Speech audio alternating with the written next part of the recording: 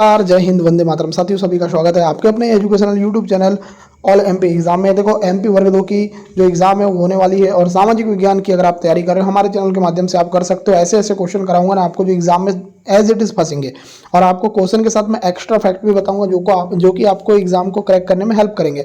मैं आपको बता दूं, हम ऐसे ही नोट्स भी आप लोगों के लिए बनाए हैं, 10 ऐसे प्रैक्टिस सेट जिससे आपको एग्जाम में 90% फंसेगा। बिल्कुल एक्सपर्ट के बनाया गया प्रैक्टिस सेट जिसमें क्वेश्चन के साथ एक्स्ट्रा डिटेलिंग है।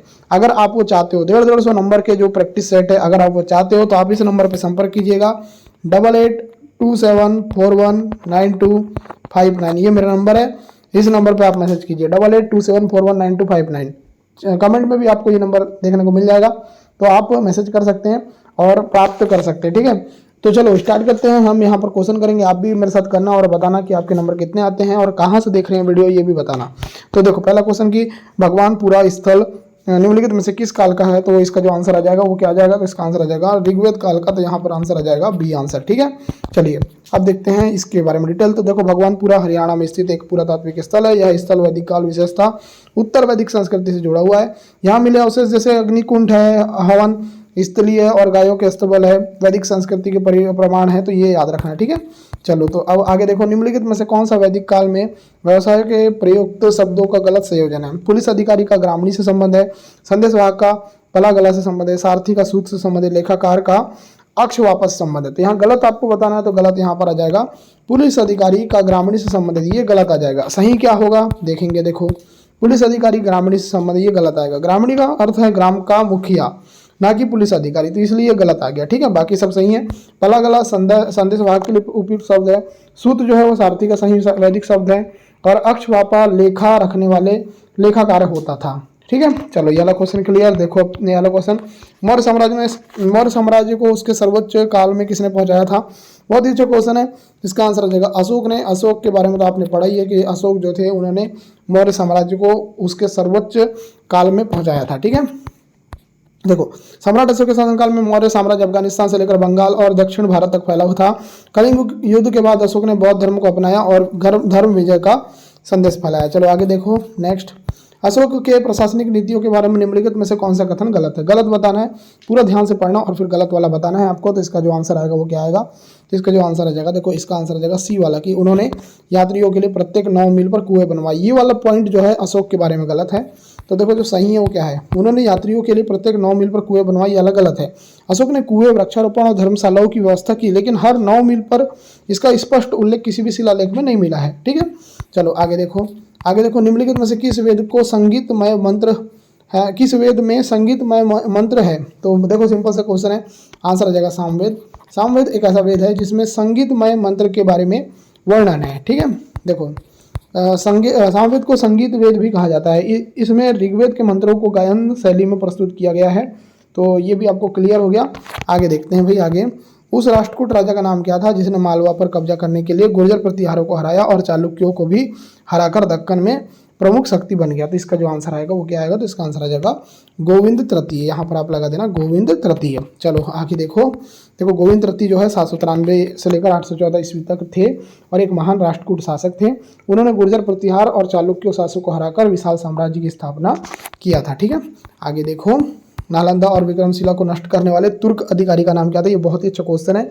अगर ये क्वेश्चन एग्जाम में आ जाएगा तो इसका आंसर आ जाएगा बख्तियार खिलजी। नालंदा और विक्रमशिला को नष्ट करने वाले तुर्क अधिकारी का नाम क्या था? तो बख्तियार खिलजी इनका नाम है, याद रखना। ठीक है, बख्तियार खिलजी। 1193 में बख्तियार खिलजी ने बिहार में बौद्ध शिक्षा केंद्रों पर हमला किया और उन्हें जला दिया। इसमें नालंदा और विक्रमशिला विश्वविद्यालय भी शामिल था। ठीक है, तो ये बहुत अच्छा क्वेश्चन है, एग्जाम में आएगा, बिल्कुल इसको उड़ा देना। ठीक है, आगे देखो, गुजरात का शासक कौन था जब मोहम्मद गजनी ने सोमनाथ मंदिर पर आक्रमण किया था? ये बहुत ही अच्छा क्वेश्चन है। अगर बात करते हैं इस क्वेश्चन की तो इसका आंसर आ जाएगा भीम। देखो भीम, यहाँ पर क्या आंसर आ जाएगा? भीम। यहाँ पर आप आंसर लगा देना डी आंसर। ठीक है, यहाँ क्वेश्चन क्या था देखो ध्यान से। 1025 ईस्वी में मोहम्मद गजनी ने सोमनाथ पर आक्रमण किया था। ठीक है, डेट याद रखना, 1025 ईस्वी मोहम्मद गजनी ने सोमनाथ पर आक्रमण किया था। उस समय गुजरात का शासक भीम प्रथम जो सोलंकी वंश का था। ठीक है, याद रखना। चलो आगे देखते हैं, मनसबदारी व्यवस्था का विचार अकबर ने किस देश से लिया था? ये भी बहुत अच्छा क्वेश्चन है। इसके बारे में बात करें तो ये मध्य एशिया इसका राइट आंसर आ जाएगा, मध्य एशिया। ठीक है, चलो आगे देखते हैं। एक बार अच्छे से मैं आपको थोड़ा सा इसको समझा देता हूँ। देखो ध्यान से। मनसबदारी प्रणाली की जड़ें मंगोल शासन व्यवस्था में थी, जिसे अकबर ने फारसी प्रभाव में अपनाया। यह प्रणाली सैन्य और प्रशासनिक थी। ठीक है, चलो आगे देखो। शाहजहां का मयूर सिंहासन किसने छीना गया? तो देखो शाहजहां का मयूर सिंहासन किसने छीन लिया? तो इनका नाम है नादिर शाह। जो नादिर शाह थे ना, इन्होंने शाहजहां का मयूर सिंहासन छीन लिया था। ठीक है, देखो 1739 में नादिर शाह ने दिल्ली पर आक्रमण किया और मयूर सिंहासन व कोहिनूर हीरा लूट कर ले गया। ठीक है, ये क्वेश्चन याद रखना भाई, एग्जाम में आएगा। आगे देखो, निम्न में से किसमें सर्वाधिक लवणता पाई जाती है? किसमें पाई जाती है? तो ये क्वेश्चन अगर आपसे पूछा जाए, आंसर लगाना डी, लाल सागर में। लाल सागर जो है ना, उसमें सर्वाधिक लवणता पाई जाती है। चलो आगे देखते हैं। देखो लाल सागर में लवणता लगभग 40 से लेकर 41 पीपीटी। पीपीटी मतलब होता है पार्ट्स पर सेकंड, पार्ट्स पर 1000 होती है, जो कि अन्य सागरों से अधिक है। ठीक है, तो याद रखना लाल सागर में जो लवणता है कितनी है? 40 से लेकर 41 पीपीटी है। ठीक है, चलो आगे देखते हैं। निम्नलिखित में से कौन सा भारत का सबसे लंबा समुद्र तट है? मरीना तट, कोल्लम तट और चोरवाड़ तट। इसका आंसर क्या होगा? तो इसका आंसर आ जाएगा मरीना तट। ठीक है, ये आंसर आ जाएगा, ये आंसर याद रखना। ठीक है, चलो आगे देखो। मरीना तट जो कि चेन्नई में विश्व का दूसरा सबसे लंबा समुद्र तट है, इसकी लंबाई 13 किलोमीटर है। चलो आगे देखो। निम्नलिखित में से कौन सा आंकड़ा कृषि उत्पाद का निर्यात मूल्य वर्ष 2021-22 के लिए बताता है? तो कौन सा आंकड़ा बताता है? तो ये बताता है आपका 49.6 बिलियन अमेरिकी डॉलर। ठीक है, चलो आगे देखते हैं। आगे देखो, भारतीय रिजर्व बैंक का राष्ट्रीयकरण कब हुआ? ये क्वेश्चन बहुत ही अच्छा क्वेश्चन, एग्जाम में आने वाला क्वेश्चन है। इसको याद करेंगे आप, तो इसको जो याद करेंगे ना हम, तो इसका आंसर आ जाएगा 1949। 1949 में भारतीय रिजर्व बैंक का राष्ट्रीयकरण किया गया। ठीक है, चलो बहुत बढ़िया। देखो, निम्नलिखित में से कौन सा भारत में संचालित भुगतान बैंक नहीं है? India post payment bank, NSDL bank payments limited, Fino payments bank limited और कृष्णा भीमा स्मृति बैंक लिमिटेड। इसका आंसर क्या आएगा? तो इसका आंसर आ जाएगा डी, कृष्णा भीमा स्मृति बैंक लिमिटेड। चलो आगे देखो। नेक्स्ट क्या बोल रहा है कि यद्यपि औरंगजेब की वास्तुकला में अधिक रुचि नहीं थी, निम्नलिखित में से किसका निर्माण उनके द्वारा नहीं किया गया? बीबी का मकबरा, मोती की मस्जिद, बादशाही मस्जिद और गोल गुंबद। इसका आंसर क्या आएगा? तो इसका आंसर आ जाएगा गोल गुंबद। गोल गुंबद का जो निर्माण है वो औरंगजेब ने नहीं किया। तो गोल गुंबद का निर्माण किसने किया, ये आप लोग कमेंट करके मेरे को बताओ कि गोल गुंबद का जो निर्माण है वो किसने किया। आप लोग बताएंगे तभी मजा आएगा। ठीक है, चलो 17 देखते हैं। देखो, मुगल शासन के दौरान किस क्षेत्र में तंबाकू की खेती की जाती थी? बंगाल, गुजरात, दिल्ली, बिहार। आंसर क्या आएगा? तो आंसर आ जाएगा सर गुजरात में। गुजरात में इसका राइट आंसर आ जाएगा। ठीक है, बहुत अच्छा क्वेश्चन है। चलो आगे देखते हैं। बम्बई को किस वर्ष ईस्ट इंडिया कंपनी का मुख्यालय घोषित किया गया? बताइए। तो इसका जो आंसर आ जाएगा 1687। 1687 का जो साल था ना, उस साल में बम्बई को ईस्ट इंडिया कंपनी का मुख्यालय घोषित किया गया। चलो अब देखो नेक्स्ट क्वेश्चन, 19वां क्वेश्चन। निम्नलिखित में से कौन सा परिवार के सदस्यों के बीच मजबूत संचार स्थापित करने का उचित तरीका नहीं है? नहीं है पूछा है, तो इसका आंसर आ जाएगा थोड़ा ही प्रकट करना। थोड़ा ही प्रकट करना, तो ये क्या होगा? परिवार के सदस्यों के बीच मजबूत संचार स्थापित करने का उचित तरीका नहीं होगा, क्योंकि आप थोड़ा ही प्रकट कर रहे हो, है ना। चलो अब देखो नेक्स्ट क्वेश्चन। मानवाधिकार आयोग के प्रमुख की नियुक्ति हेतु चयन समिति का सदस्य कौन नहीं होता? नहीं होता पूछा है, तो इसका आंसर आ जाएगा सशस्त्र बलों का प्रमुख। सशस्त्र बलों का प्रमुख नहीं होता। ठीक है, तो ये भी याद रखना, आपको एग्जाम में आएगा, उड़ा देना। चलो देखते हैं 21 क्वेश्चन, ध्यान से देखना। मानवाधिकार आयोग का अध्यक्ष अपना त्यागपत्र किससे संबोधित करता है? प्रधानमंत्री, भारत के मुख्य न्यायाधीश, राष्ट्रपति, मंत्री परिषद। इसका आंसर क्या आएगा? तो राष्ट्रपति इसका आंसर आ जाएगा, सी आंसर लगाएंगे। ठीक है, चलो आगे देखो। निम्नलिखित में से कौन सा बाल अधिकारों पर जेनेवा सम्मेलन की घोषणा नहीं थी? तो कौन सी नहीं थी? तो इसका जो आंसर आ जाएगा निरक्षर बच्चे को स्कूली शिक्षा दी जानी चाहिए। ये जो थी ना, बाल अधिकारों पर जिनेवा सम्मेलन की घोषणा नहीं थी। ठीक है, बाकी जो थी वो थी। चलो आगे देखो। संविधान का कौन सा अनुच्छेद यह सुनिश्चित करता है कि 14 वर्ष से कम आयु के बच्चे को श्रमिक रूप से नियोजित नहीं किया जाना चाहिए? बहुत ही अच्छा क्वेश्चन है, अगर ये क्वेश्चन आपसे पूछ लिया जाए, आंसर लगाना। अनुच्छेद नंबर 24 बोलता है ऐसा। ठीक है, आगे देखते हैं। निम्नलिखित में से कौन सा अनुच्छेद बच्चों के शिक्षा के अधिकारों को सुनिश्चित करता है?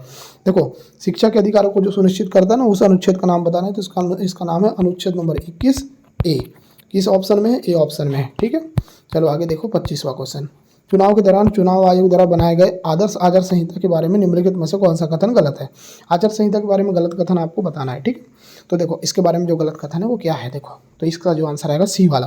आदर्श आचार संहिता तैयार करने से पहले राजनीतिक दलों से सलाह नहीं ली जाती। ये बिल्कुल गलत है ना, जबकि ली जाती है। ठीक है, चलो आगे देखो। उम्मीदवारों की सांसदों के अयोग्यता के मामले में भारत के चुनाव आयोग की शक्तियों की सही समझ निम्नलिखित में से कौन सी है? तो कौन सी है, ये आपसे पूछा जा रहा है 26वां question.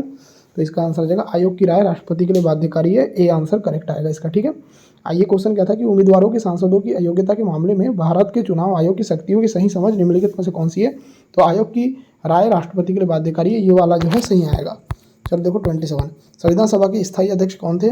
Doctor Bhimrao Ambedkar, doctor Rajendra Prasad, Jawaharlal Nehru और सच्चिदानंद सिन्हा। तो इसका आंसर क्या आएगा, तो इसका आंसर आ जाएगा B answer, doctor Rajendra Prasad, B answer correct आएगा।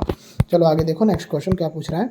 नीति निर्देशक तत्वों का मुख्य उद्देश्य क्या होता है। नीति निर्देशक तत्व ये जो होते हैं ना, इनका मुख्य उद्देश्य क्या होता है। बहुत ही अच्छा क्वेश्चन है, इसका आंसर आप लगाने का प्रयास करेंगे तो इसका आंसर आ जाएगा सरकार को सामाजिक आर्थिक उद्देश्यों की दिशा में प्रेरित करना। क्या था, नीति निर्देशक तत्वों का मुख्य उद्देश्य क्या है, सरकार को सामाजिक आर्थिक उद्देश्यों की दिशा में प्रेरित करना। तो 28 का सी आंसर आ जाएगा।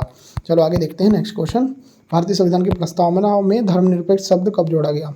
बहुत ही अच्छा क्वेश्चन, एग्जाम में आने वाला क्वेश्चन है। अगर आपको इसकी डेट याद है, इसका ईयर याद है, तो फटाफट कमेंट करो कि भाई भारतीय संविधान की जो प्रस्तावना है उसमें जो धर्मनिरपेक्ष शब्द है वो कब जोड़ा गया। तो इसका आंसर आ जाएगा 1976 में। कब जोड़ा गया, 1976 में। आंसर क्या आएगा, सी। ठीक है, चलो आगे देखो। भारत में पंचायती राज व्यवस्था का संविधान में उल्लेख किस भाग में किया गया। ये बहुत ही अच्छा क्वेश्चन, इसका आंसर आ जाएगा देखो भाग 9 जो है ना, भाग 9, इसमें जो है पंचायती राज व्यवस्था का उल्लेख किया गया है। ठीक है, तो ऑप्शन नंबर बी करेक्ट आएगा 30 का। तो सारे के सारे क्वेश्चन मैंने आपको कराए हैं। उम्मीद करता हूँ ये वीडियो आपको पसंद आई है। पसंद आई वीडियो को लाइक करें, शेयर करें। और भी क्वेश्चन अगर आपको चाहिए तो कमेंट करो, स्पैम करूँगा। बहुत सारे क्वेश्चन लाऊंगा, करीब करीब 1000 क्वेश्चन आपको करा दूंगा सामाजिक विज्ञान के, जो आपको एग्जाम को क्रैक करने में काफ़ी हेल्प करेंगे। तो भाई अगर पसंद आ रही है ना वीडियो तो लाइक करो, शेयर करो। ठीक है, धन्यवाद वीडियो देखने के लिए।